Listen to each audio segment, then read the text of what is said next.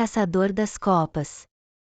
O gato maracajá é um felino incrível das florestas da América do Sul. Ele passa a maior parte do tempo nas árvores, se movendo com tanta agilidade que lembra um macaco. Com seus grandes olhos e cauda longa, é um verdadeiro mestre do equilíbrio e da camuflagem.